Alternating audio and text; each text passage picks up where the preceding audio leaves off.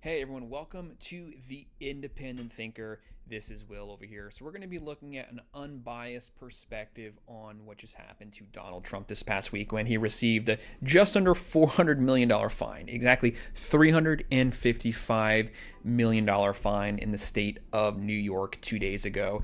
There was a lawsuit brought on by the district attorney Letitia James, and the case went before Judge Urgen, and he ruled on Thursday that Trump get fined $355 million, which seems astronomical and seems like a crazy total. But this is the independent thinker. I'm not trying to push off any personal agendas, just giving you my personal opinion on the current events going on right now. And there's a lot of crazy stuff going on. So we're definitely going to have a lot of stories going forward, basically every single week. And of course, this is 2024.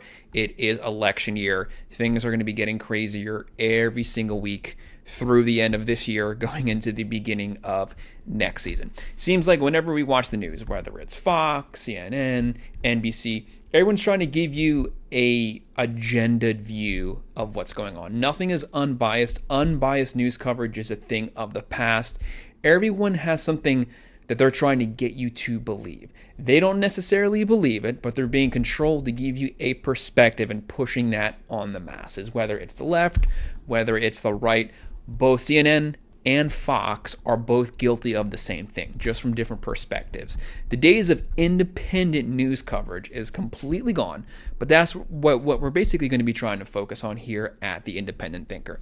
If you agree with what I say, if you disagree with what I say, that's all perfectly fine. We're all adults and we can have our own opinions. We don't have to argue over things.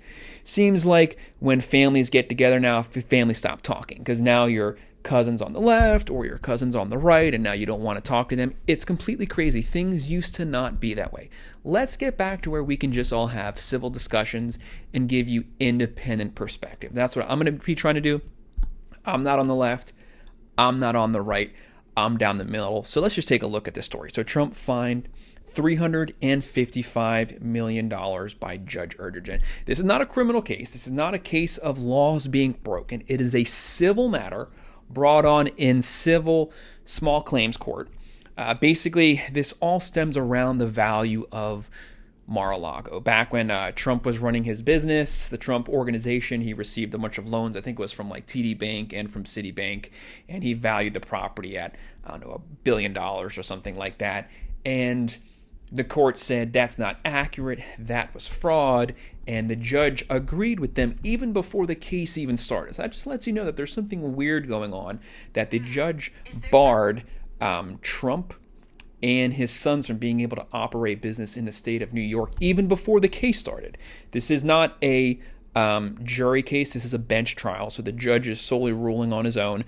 Obviously, his ruling there to bar them from business was overruled, and that was put on hold, because obviously, how can someone be guilty of something even before the case started? Anyways, the case went along. Judge Urgen put a personal value on Trump's Mar-a-Lago property of $18 million, which is a complete joke. The fact that this guy valued his property at $18 million, the county of Palm Beach, where Mar-a-Lago is, they took that personal. Obviously, this is the county, so whenever properties get valued, it gets recorded with the county. The county is well aware of what every property is valued at in the county, because what your value is determines what your taxes are in the county. And the county came out and said that's ridiculous that he only valued this property at $18 million. Anyone who knows anything about anything knows that that property is not worth no $18 million. There's a lot, a couple blocks over from where Trump is, that just sold for $30 million. A lot. And it was only 1 acre. Trump's property is like 17 acres, 68 rooms. It's like 58,000 square feet beachfront property. It's a famous house, and it's also the 45th president's personal house, where he's hosted world leaders. So just the fact that it was owned by a famous lady that Trump bought the property from, in the book, The Art of the Deal, he discusses how he got the property. That's obviously going to raise the value. People were saying prior to Trump buying it, it was worth about $120 million back then. He bought it. It's obviously worth even more now. It's a resort, basically. Beautiful piece of property. I have seen the property myself. Now, this was obviously prior to Trump being president, but I did personally see the property, saw it from land and saw it from the water. That is not an $18 million property. That was back then $300 million at least. And of course, he became president, which just the name recognition of the property now has elevated it to be worth even more.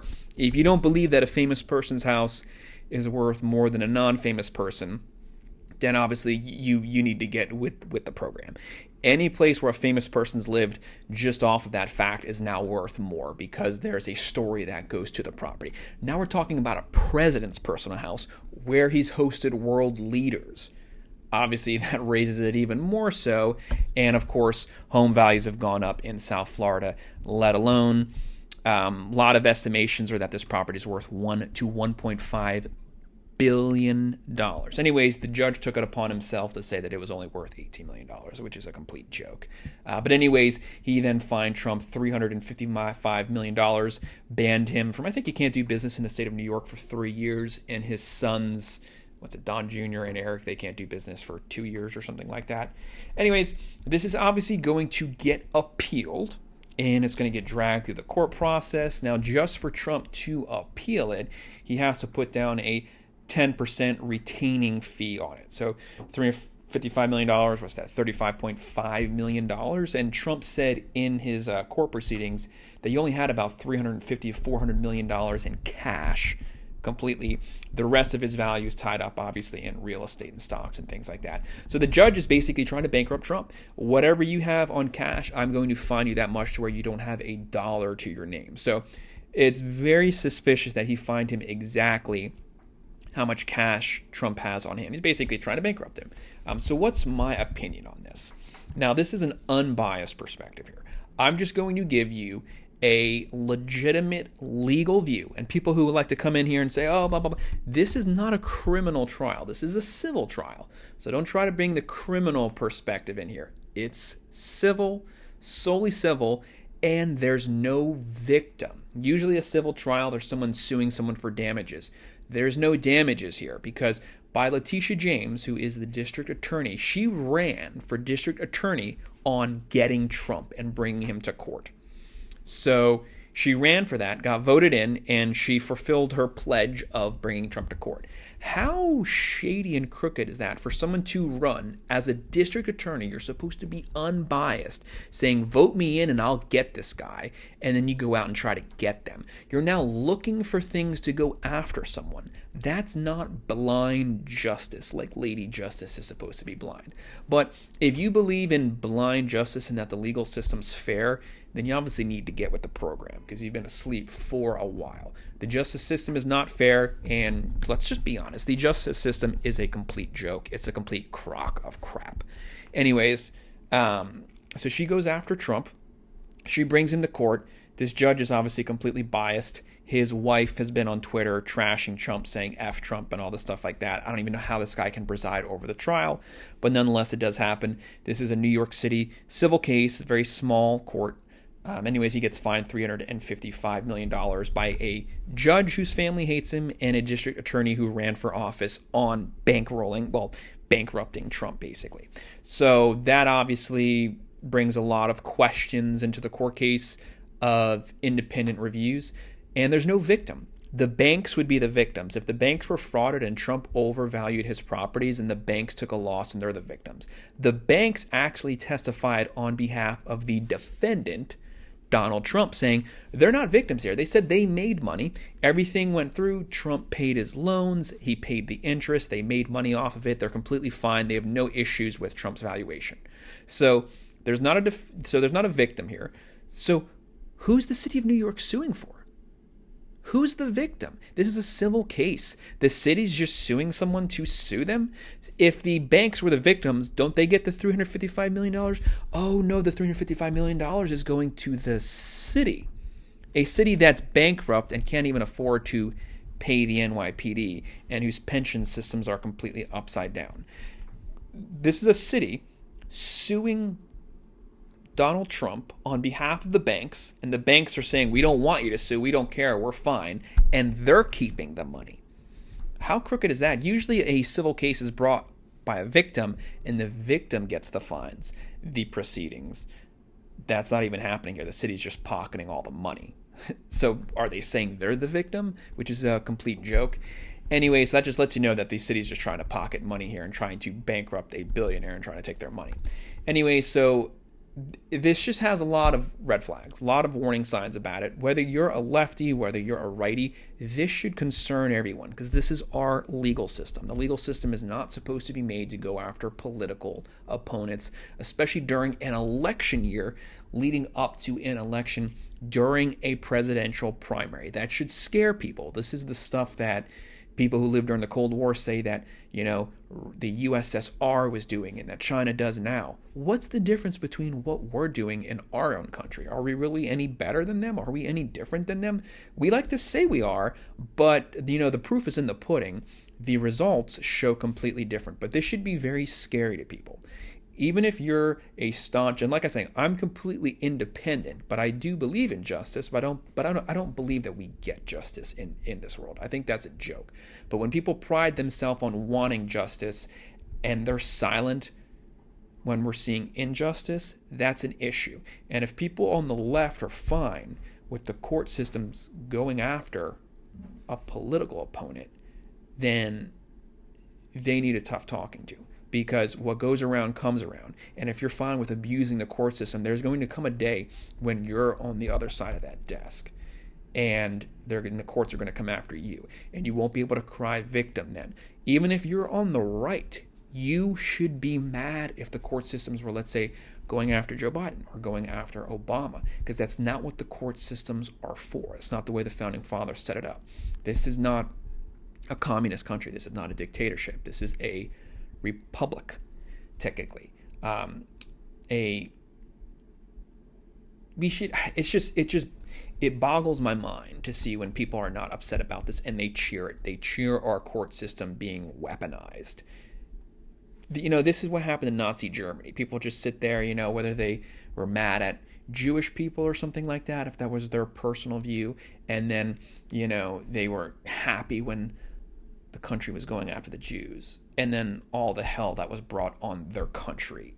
Like, why didn't you speak up? Even if for some reason, and I don't agree with this at all, but if for some reason you had issues with Jews, don't you think they're going to come after you next? No, you put your foot down the first time you see people victimized to protect them and to protect yourself, because there's always a next person. It might start with the Jews.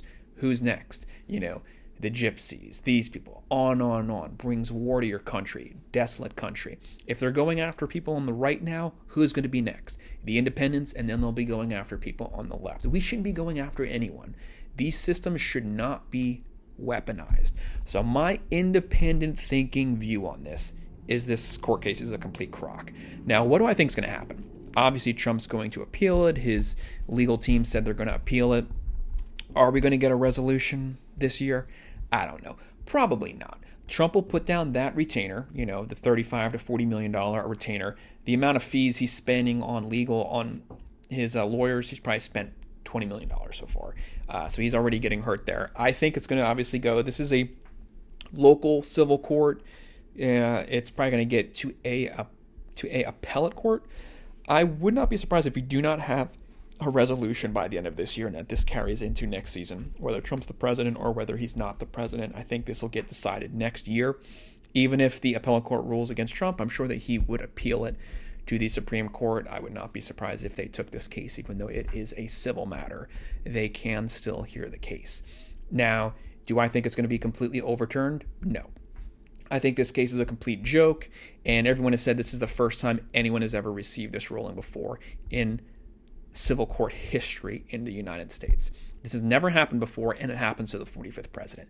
Makes absolutely no sense. With all of the business and real estate dealings, when you get a loan for real estate, you can estimate the property's value, but the bank gets an independent third-party valuation. That's the way business is done. So if you say my house is worth $100 billion, whatever, the bank can come in, get a third-party valuation, and then they compare the two. If their valuation comes in at $3 and you said it's worth $100 billion, then the bank can decline your loan. If you say it's worth $100 billion and the bank gets a third-party estimation and they say it's worth $90 billion, then that's when the bank would then give you a loan for $95 billion right down the middle. So these banks, TD Bank and Citibank, they got their own independent valuations, and it confirmed the president's estimation. That's what makes absolutely no sense. The banks looked at his valuation and said, we can confirm that that's good with us. But yet the city is suing and trying to pocket all that money themselves. Complete crock of crap. I think when Trump appeals it, it's not going to get overturned because the court system's a joke. Judges are so scared of the media that they're going to fine Trump. I just think they're going to fine him a reduced amount. They won't want to give Trump a pass because they're so scared. That's what our justice system is judges are afraid to rule fairly, so they'll just do what's going to get them the less flack, because judges are just politicians in robes. So I think he'll probably get fined like a reduced amount, like $50 million, but he'll still get fined. It'll just be a reduced total. But that's just my independent thoughts on this matter. It's a very scary matter because it's a scary thing that shows potentially what could be coming on the horizon. But this is Will at The Independent Thinker. Hit that like button and subscribe. If you have any thoughts, no matter what it is, pro, con, let me know in the comments below, and I'll make sure to respond. Thanks.